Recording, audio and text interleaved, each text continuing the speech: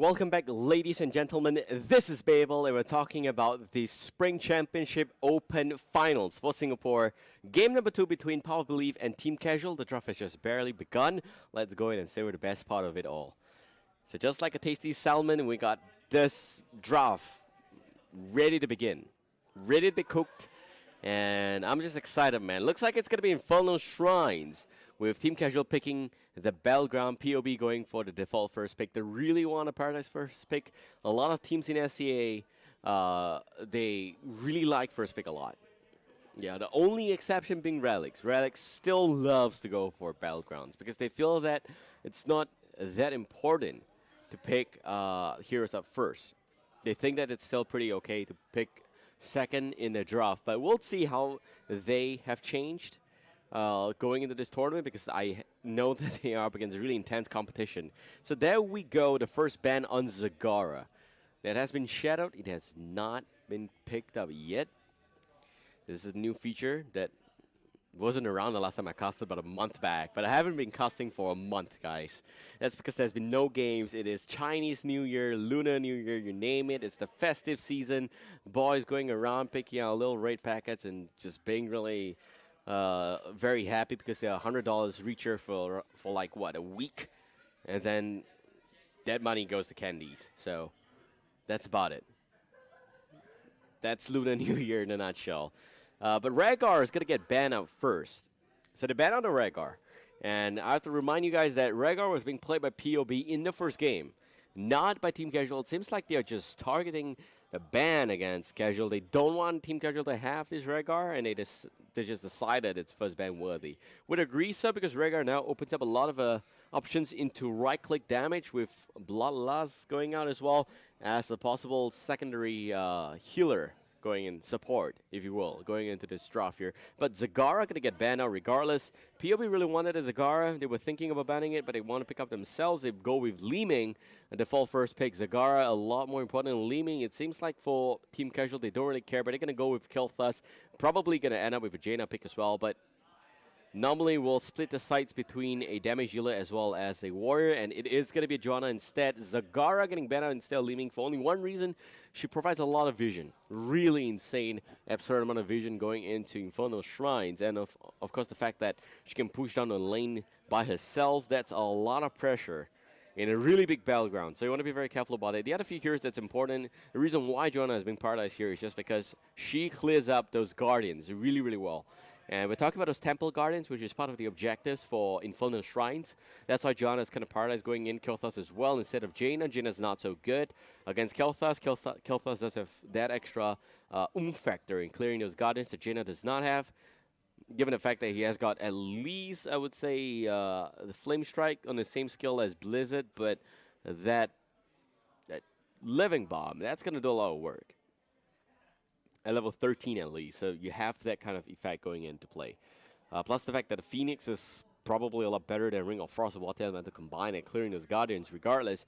Next up, we do have the ETC Uther pick. This is an important combo for POB, getting that ETC Uther. We've seen a Chinese play around this combo for a really long time before Leeming got launched, and they also... I think it is actually E-Star that really, really likes to play ETC Uther before the rest of the entire region. Picked that up, and it became a staple. And then Uther got banned, and teams started playing around ETC, and Tirana getting a lot of part. Speaking of which, Tirana's not picked up, which is weird. But it makes sense for POB because they don't really need to worry about Tirana at this stage. I would say that it's important for them to have the Uther ETC combo because that's a threat that you really want to have on your side, and you're given the opportunity to pick that up, so you will go for that. It's as simple as that. Standard normally is to have Tirana first pick going into ETC Uther, which would be perfect because you have the ETC Tirana combo to follow up. But going for Leeming first, of course, makes a lot more sense. That said, Team Casual will not ban out a Tirana. Nuh-uh, they're not going to care about that. They're going for the Jaina, and POB thinking that, you know what, Felstat's big factor, has got a huge amount of mobility options. We want to restrict mobility. We want to make sure that Team Casual rotates slow. and they ban out the foul stat, which means that Tarunda is up for grab here for Team Casual. We'll love to see them play the Tarunda because Tarunda is still a really insanely useful hero to play against the ETC. So we'd like to see that getting picked up. Vala does not provide any value for this team. She doesn't have anything to offer at all. Probably going to be a strafe here for balanced AoE damage, but you're up against Li-Ming, man. Li-Ming is going to be safe. And like what Mingli always say, if it hurts, it's probably, if it connects, it's probably going to hurt a lot. So that's Li-Ming for you guys. Vala probably going to do some AoE damage. The good thing that Vala does provide is that she also can clear up the Guardians very well, so that's going to be a bit of an extra objective-based draft coming from Team Casual. I would love to see a Tarana getting picked up at the stage here because leaving Tarana for POB is just going to be a nightmare at this stage. They're going to have Tarana ETC. That's going to be a huge roam comp coming out right off the bat. You can expect Li-Ming to be pushing out the top lane, ETC Tarana to be your backdoor nightmare. They're going to be in every single lane. They're going to be rotating so much. Killthas probably going to die if he just steps out of his comfort zone for less than half a second. Johanna's going to be okay because she does still have got that iron skin. Vala is going to be able to provide a little bit more as well. Arthur's getting picked up. Completely blows my mind. I like to see Arthas in this game. I think Arthas is one of those heroes that can really hold down the lane very well. Also very much objective driven because he does have that Frozen Tempest to really work with. But I still want to see that Tarana. On the side of POB, they're looking at Team Casual going for 2 wars, and they're thinking, maybe we're going to need 2 wars, but who's left in the pool that's good? They don't play Diablo. This is a team that I know don't play Diablo. If they pick Diablo, they need to make sure that they have a good follow-up, but that's going to result in a lot of lack of damage going to play. Is it going to be a Sonny once again? Nope, it is going to be Leoric. Leoric at least gives some form of objective driven gaming. At least he can clear the Guardians pretty well, clear the lanes as well with ETC, but they don't want to go for Tarana, so I am really not convinced by this. Not convinced. I would say that Tarana ETC Li-Ming is just so good. Really good. They should consider that. Going for Kerrigan here could just be because the team has been known to play a lot of Kerrigan. And I'm hyped for Kerrigan. Kerrigan against Arthas. I'm hyped for that, but I would say that the wiser option here is to go for the Tarana. You can go for right-click damage. That's going to provide some form of assistance. You have a stronger early game. You have Lyric for Entomb to follow up very nicely with the Lunar Flare. You have got a great amount of damage coming from Li-Ming in the backline anyway. Don't worry about anything else. She's going to carry. That's about it. But nope, it is going to be that Kerrigan. Kerrigan coming in here has got only one small little problem. Who do we Divine Shield? Do we help Kerrigan out of a misery, or do we help ETC land a mosh pit? I would say ETC. But that means Kerrigan's probably in a lot of a rougher shape up against a very strong front line like Joanna, Arthas. She's not going to be able to kill them. Vala's probably in the back line, Killthas as well. She's going to have to overextend, which means that, you're going to have Lyric ETC in one direction, and it is going to be the same trusty Malfurion pick coming out for Team Casual. Maki played Malfurion in the last game. I would say it's pretty convincing. Heals are not as good, but about 58,000 damage. It just strike the team when it mattered the most. So it's there when it matters the most. That's all that matters at the end of the day. When you need tranquility, it's up for grabs, and you use it. That's all I care about. I want my tranquility to connect. So this draft, if you ask me, should be going towards Team Casual a little bit, but it depends on really how Zazan's going to play Killthas to counter against Li-Ming, because just like how PoE doesn't have an access point to the back line of Team Casual doesn't have an access point to Li-Ming. She's got teleport, she's really hard to connect. You will really have to rely on Blessed Shield, even Howling Blast. It has to connect. Team has to dive. And when they dive, they're going to be out of position. ETC is going to go in and punish them, so that's really good. PoE should still have a bit of an advantage, but I'm just thinking that if you look at Sustained War, Team Casual is going to have this one easy. Arthas sustains himself. Johanna has got Iron Skin. Killthas has got Arcane Barrier. Kerrigan has only got Shield, but nobody cares about Kerrigan at this stage of the game. Yeah, you got one Divine Shield. If it blows, it blows. It's as simple as that. You're going to have to use it up on Kerrigan. That's probably a little bit of a problem there. really, really bewilders me why it's not a Tarana instead of a Vala. I would have loved Tarana a lot better. She would have been a natural counter against ETC. Natural. Like you're just forcing Divine Shield to be used on ETC and no one else. She just provides that. You don't even need to use your Hunter's Mark on ETC. Just use it on Kerrigan and then threaten Lunar Flare in ETC. What is Uther going to do? He's going to be so confused. The poor boy is going to be like, do I Divine Shield Kerrigan or Divine Shield ETC? And then the rest of the team can just really shoot down Kerrigan. She is going to be very squishy the moment that Hunter's Mark connects. Vala is just there. Like, maybe Reign of Vengeance as a counter against ETC. That could also work, but that's a huge spell to use as compared to a Lunar Flare, which Bad Momentum is going to reduce that cooldown anyway. Would have preferred to have that Tarana myself. Yeah. Also, she provides a lot more of an early game heal, so don't need to be too worried about an ETC Kerrigan roam comp, roam train. Just make sure that Tarana's with Kel'Thas should be okay. Plus, you finally get to see the lowest back in action. Malfurion and Tyrande. So good. But guys, the dream is dead. It is going to be Vala. And don't even see any signs of a Bloodlust Rhaegar today. Well, one thing's for sure. This is going to be a close one. This is going to be a close one. Inferno Shrines, 3 lanes, 3 shrines. And all 3 shrines will spawn randomly. Punisher's going to be out. We call the Punisher the resident John Cena. Because the guy, you know, if you have a name like a Punisher, you probably will punish. The resident John Cena going in with just the stun. Man, it's going to be fun. So we got 1-0 right now in favor for Team Casual. POB had the game 1. Unfortunately, that just didn't really work out for them. On this side, though, we have got MA versus Elysium. No updates on that score. And right here, we're waiting for the teams to get in the game. All right. If you ask me, I would favor Team Casual's comp a little bit better, although I really like the Kerrigan ETC combo, but I would say that Team Casual should have this in the bag, unless they don't go for Reign of Vengeance, and then they really just kill themselves. They expect Kel'Thas to save the day with Gravity Labs, which, well, I'm sure he can, but you don't want to rely on just that, right? But this could be anyone's game. In terms of early game, I'm expecting POV to have a slightly better early game. By the way, Murloc Arcanum, they are 1 game up against Elysium.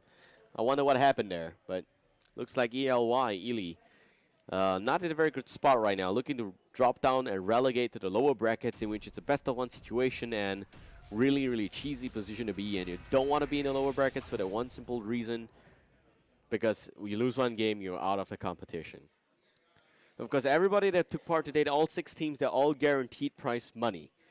With 5th, 6 guaranteed $500 to bring back home at least, so that's a good consolation prize.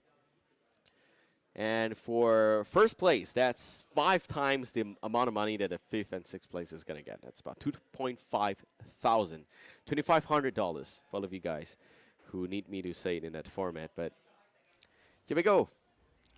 All right, so we're bringing you game number 2. Power Believe up against Team Casual. It is going to be Inferno Shrines. This is Babel. You're watching the Singapore Spring Championship Open Finals. 1 more team will represent Singapore and the Motherland's colors in the SEA qualifier. That's going to happen on the 5th to 6th of March. On the blue team, we got Power of Belief. Jermaine going to be playing as the Lyric Jarvis onto the ETC. Crusade playing as the Uther. Reminiscence playing quickly as Li Ming. Last but not least, Kevin onto the Kerrigan. And on the red team, we got Team Casual, a team that's anything but casual. Zazan going to be playing as the Kel'Thas. Zen as the Arthurs. Mr. Deja Vu onto the Vala. Maki as the John. Last but not least, we got Shin playing as support instead of Maki for this one. It is going to be him on the Malfurion. So a bit of a role swap going into this game. Seems interesting for me. I've known Shin to be playing support, but I've never had much of an impression of him playing the Malfurion. So I'm going to go ahead and say that this is going to be exciting to see how he's going to handle Malfurion. And right off the bat, you could see POB is the one that's playing aggressively because they can. They have the ETC Kerrigan that's going to do a lot of work. Zan, you don't want to be here. Zan in a lot of trouble.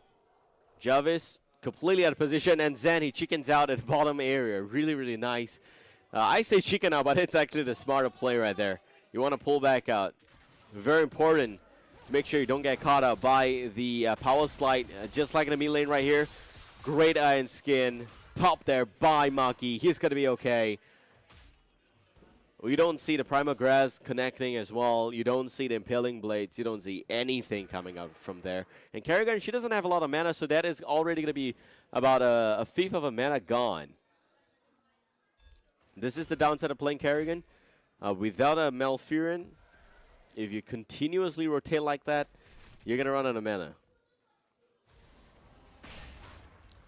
Jarvis, they may be looking for a chain stun. There we go. Okay, perfectly timed, but where is the damage? Heals are in point. Definitely within range. Maki is definitely safe. In fact, Kevin took a lot more damage. Shin missed the Moonfire right there. Alright, so we actually have a bit of a window here. The Shrine's just activating. The bow sights are not level 4 yet. I'm looking at the talent options. Looks to be very, very standard. And it looks like it's actually going to be Astral Presence here, is it? No, Power Hungry once again. No Astral Presence coming into play. Seems like that nerf there just hit, leaving a little bit too tough. So not going to see that. And meanwhile, it is going to be Composite Arrows coming to play here as well. And we got a very standard kill first build. A two-man stun by Jarvis as well as Entangler connecting as well. A lot of damage on the ETC. It's going to have to pull back Crusade, dropping a lot of HP as well, popping the Protected Shield. Kevin now having to just pull a nice Ravage back out to the front line. We'll be okay. Jumping swings by, takes a bit more extra Guardian count back up, but it is going to be the red team that's firmly in control. We got Reminiscence on the side with the Arcane up connecting on a few of those targets there, but it is not going to be enough. Jarvis goes in, nice pulse on the back line. Zasan takes a bit of a beating. Once again, another Entangler connecting, but Arthas getting rolled back in. Zen dropping very low. Nice death call, but nobody cares. Still going to go down. Arthas is gone. The first kill will go towards POB. And it seems like they just wrestle back control of the Shrine area. Now Shin and Zasan, they got a lot of damage going in, but Jarvis is going to be fine. Another Gravelab's connecting as well. Entangler not in the best spot. Mr. Deja Vu, like I said, Vala's not going to provide. And it is going to be the Mothra Punisher going towards POB. Team Casual, unfortunately, will get a bit of a level lead, but that's simply because they've been soaking a mid lane.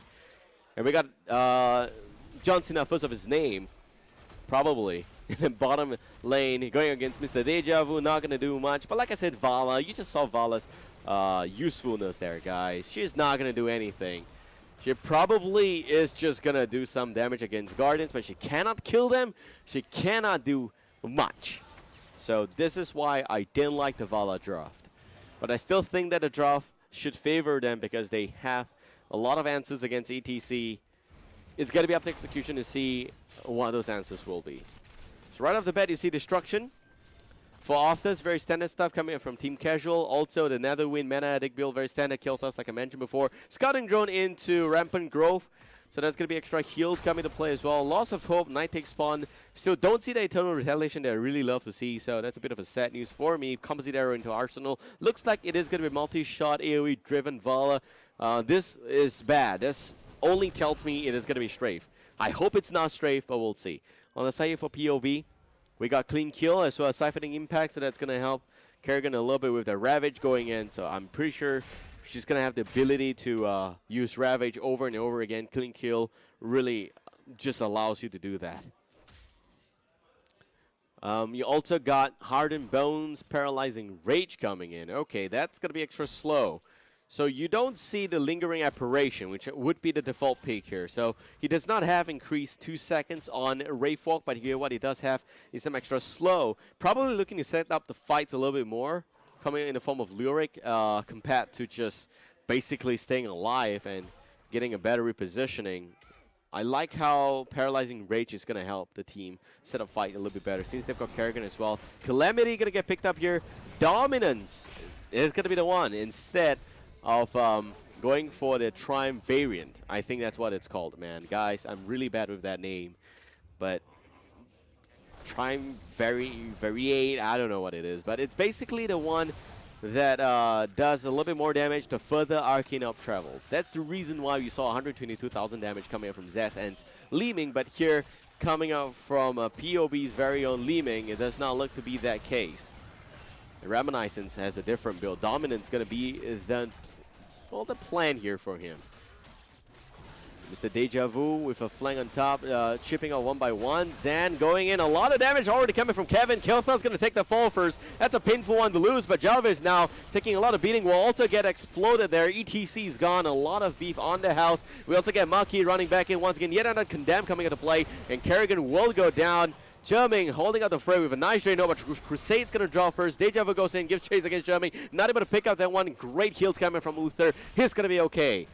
This is not going to be enough. TC still half the count against Reminiscence. Is doing a lot of work, by the way, on the Arcane Up. But up against POB, 32 against 25 right here. They're catching up very fast. Jerming dropping once again. Unfortunately, Scalar Swing was not enough there, and it looks like it is going towards Team Casual. At least a Raid Immortal to keep it close. Looks like Zasan already announcing victory, going to the bottom lane. Got to be very careful if POB has got a bottom lane rotation going into play here. But Team Casual gets to level 10 first. And they will also get Phoenix, Blessed Shield, Tranquility, Strave. Oh my god, it's Strave, guys. So we don't have the Rain of Vengeance to deal with ETC.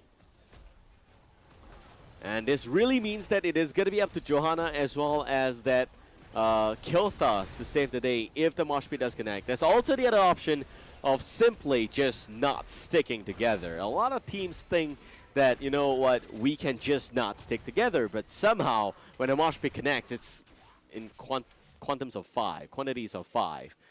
And that's a 5-man Mosh Pit. And when it goes down, you know, they just lost the game. So we'll see how they're going to try and deal with that. I really like how we got a very standard ETC build as well as cleanse on Uther, very utility-driven Uther as well as a Divine Shield Mosh Pit. Disintegrate, don't see the Wave of Force. I really like to see Wave of Force. I think that it's the slightly better heroic compared to Disintegrate, because Disintegrate, man, what are you going to do? 5 laser beams? Ha, who cares? Right? This is 2015, no more. Like, I'm the only guy who cares about laser beams, and I don't care about Disintegrate because it's not painful enough. Wave of Force can at least force a bit of a disposition, and I like that a lot.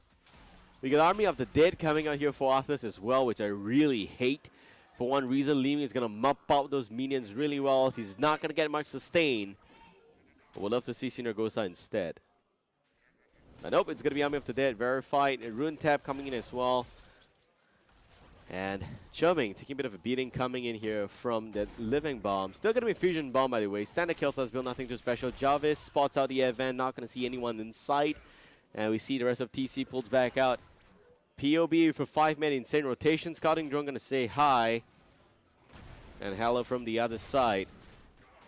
TC level 12 against 11. POB. They find themselves 1 level down. It's really just the fact that Kilthas as well as Johanna's been clearing the lanes really, really fast. Also, they got Vala, who has got a very, very cost-effective way of clearing the lanes. So that part's pretty good at least. Now, the Shrine's going to activate in just a few seconds now. So far, Shrine count 141. TC's going to have a real field day at this one. They're already level 13, so they get 1 extra talent here up. And I think it's going to be Frost Shot as well as Chain Bomb. Looks like it. Spell Chill for Arthas. You also get a bit of Enduring Growth coming to play here for that Malfurion. Last but not least, Burning Rage up on Johanna. They're going to have to take this slow. Phoenix comes back out. That's a lot of damage. Tranquility healing back up. Maki, got to be very careful. But Kerrigan rolls in 3 targets. She gets bursted down. Immediately, Jarvis with the 1-man mosh pit. The guy is singing a tune to just himself. He's also going to go down. We got a lot of problem here for POB. Lyric's gone. 3 men down on the side of POB. TC, they had the talent here advantage. They were in a really good spot. And punish they did. So Team Casual is going to be able to pick up this Shrine. Probably going to be a bottom lane push right now. POB needs a level 13 But what can they do? They were buying time. They had to take it slow. Unfortunately, you know, it's a whiff. That's all it is. We talked about great mosh pits with Divine Shield. It's like you have insurance, dude. You have insurance. You're not going to die. Just make the plays. That's what Acosta says, but, you know, that's why I'm here talking about it and not actually playing the game. But Uther is going down already. Meanwhile, you could also see a bit of a nice stun and how much that really translates to stuffs in the back line. You want to bait the Punisher jump off the wall, but the wall's not going to hold anyone anymore. ETC is taking a bit of a beating. Kevin's going in. You don't want to fight this pissed off Punisher right here. She's just going to do a lot of damage. Disintegrate coming out again from Reminiscence. Doing minimal work. Jarvis there. Arcane up going in. Got to be very careful. Nice power slide back out. Kevin taking a lot of damage there. And Mr. Deja Vu goes in with the place. Picks off the Kerrigan. A lot of damage in their side. They also pick up a keep. This is just the beginning of a nightmare for Power of Belief. Proving once again that that they are just very far behind. One mistake led to another. And right off the bat, they are already in a bad shape. So it was, you could just tell how it escalated quickly. From not losing a single fort, the team just lost the fort as well as the keep. That is going to be an automated push on the bottom lane. Meanwhile, you have got the rest of the team just doing whatever they can to keep up the pressure on the other two lanes. They're also going to go for missionary camps right now. Level 13 against 16. They get one talent tier up. This is going to be the perfect opportunity to talk about talents. And we got Blood for Blood, Backdraft coming in. No Arcane Barrier. They don't care. They just really don't care. They got Chain Bomb, Backdraft, more slow, aggressive play. You name it, they got it. Frostmourne Feats coming in as well. Oh boy, I like this. With Spell Shield. So he is thinking about aggressive plays. Two charge on Frostmourne. 2 charge, that is about 1,000 damage. Extra 500. Hot and focus up with Live Seed. You also will see the clans of Malfurion and a very nice Blessed Hammer for more damage. They're all just going full on aggression now for Team Casual. This is the team that, like I said before, is anything but casual. So we got Kerrigan going for a Eviscerate, very standard build there on Ravage, as well as Burning Rage on the Leoric, Shrink Ray on the Uther. You got Groupies going in for some extra sustain. I like that a lot, just to make sure that they compensate up for a lack of AoE heals on the side of Uther. Just Keep Rocking is also going to help crowd control a little bit. You have also got Illusionist. This is the teleport build, so he's probably going for Diamond Skin at level 16.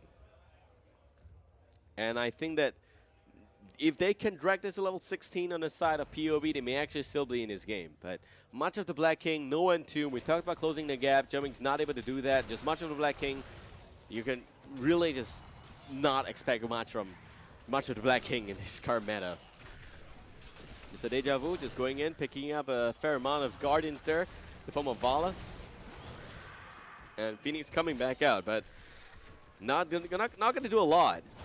Great bait there by Jarvis. He's going to make sure that he's doing a lot of work against those Guardians, and the Phoenix is wasted a little bit. It's 50 seconds cooldown instead of 30 seconds. Nice Gravity Labs cancels out of Mosh Pit, and there goes the ETC already. There goes also the Maelstrom, pop by Kerrigan. A lot of AoE damage, but Kevin still going to be in a lot of trouble if this goes down. And it's going to be now 4 men down on the side of POB. And we got Team Casual doing so much work in that fight that it really hits back hometown right there.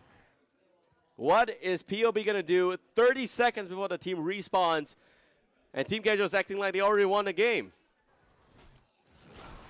Leaving Sheen, the poor old dude, to knock on the shrine. Old not because it's just Malfurion, but that's also the oldest member in the team. He's kind of like 34 this year. So shout out to him for that, for playing competitive Heroes of the Storm and winning games, all right? Level 15 against level 19, and you see Zen doing so much work. Reminiscence just, I'm going to pull up his damage chart, and it's looking like it's 19,000. Up against 122k, you have to wonder if it's the talent build or if it's the player at the end of the day, but still, that, man, that's again another just evidence. Just pure evidence that Zen is that good a player. So once again, Resident John Cena goes in for a bit of a stun on the Punisher. The keep's going to fall once again. Pretty easy takedown on the keep right there. 5 men going in directly for the core. Core is taking a bit of a damage, but the shield's going to hold on for a little bit. A 3-man stun. Zesan does not have gravity lamps to punish in the rest of POB. Would have been perfect if he had that. Namaki going in for yet another zone back out. You have the Blessed Hammer just doing whatever he can, dancing around a little bit, but you see Macho Black King coming up doing minimum effect, and the core will go down. TC sips it up clean, 2-0, and we have the team that's known as Team Casual progressing on in a competitive setting. They're going to face Sage Gaming in the next series, and we also got Power of Belief dropping down. But with the Power of Belief, one really cannot underestimate this team. 2 against 13, they were just having a bad game. Really just a bad game. I feel that at the end of the day, they had all the weapons to make the magic work, but unfortunately just couldn't go in, couldn't set up the fight. Credit goes out to just superior positioning by Zasan. You saw the Gravelabs doing a lot of work. We actually have instant replay, guys. We got good. We gave you instant replay. So look at this positioning by Jarvis. He is playing aggressively. Unfortunately, Crusade was just way too far back out. No Divine Chill. And Kerrigan was there. Maelstrom did a lot of work. But look at the backline. Maki, Deja Vu. This is just the most aggressive strafe I've seen my entire life. The guy doesn't care about stun. He's just in your face. He's just shooting those arrows, if you will, all over the damn place. Like, this guy just really doesn't care. Look at the team acting like they already won a game. It's beautiful right here. It's gorgeous. All right, so Team Casual, they will proceed on the upper bracket to face Sage Gaming, and we are also going to bring you updates on the brackets right now. But meanwhile, shout out to sponsors Razor for being a part of the Spring Championship Southeast Asia. It's a great circuit. That's all I can say. It's a great circuit, and I'm excited because we have 8-team regional finals now. We kind of upgraded from 4-team regional finals that we had in 2015. Now each country actually has got 2 representatives. Resurgence is the first one. We're going to find a second one. Team Casual looks really good today. Them up against Sage Gaming. We'll see how that's going to work out. And Murloc Arcanum, 2-0 against Elysium. So Elysium's going to go down to lower bracket. Relics and Sage, they're both seeded. And it's going to be Sage up against Team Casual. And we got Relics up against Murloc Arcanum. Could still be anyone's game. Relics had a huge roster shuffle. We don't know how the core 3 members is going to carry the rest of the team on to create the heights, but they got 2 members that just joined the roster for less than 2 weeks, guys. So Relics, they're not in a good position. Sage on the other side, they're playing with a very consistent roster for more than 2 months now. So I'm expecting great games at least. All right, guys, we'll be back shortly with the next series. Hope you guys enjoy discussing coverage. This is Babel. We'll be back. Sit tight, stay tuned. Don't go anywhere. Now going forward, Malfear a little bit of trouble, but a great Divine Shield. And also going to see the Ring of Frost in the back line, but the front line still holding up pretty strong. And we see this Disintegrate already being used. There's also a little bit extra heals going out, and a nice Devouring Maw on 3, but Sight losing way too much HP. No Divine Shield whatsoever. Nara goes in for a very manual stun. And Maki is still staying alive. Sight goes in, yet another loudspeaker above that face melt going in, and also going to see the extra slow stuns go. You name it, they have it. On the side of Team Casual is still giving chase. No kills whatsoever. This is where Deja Vu needs to be.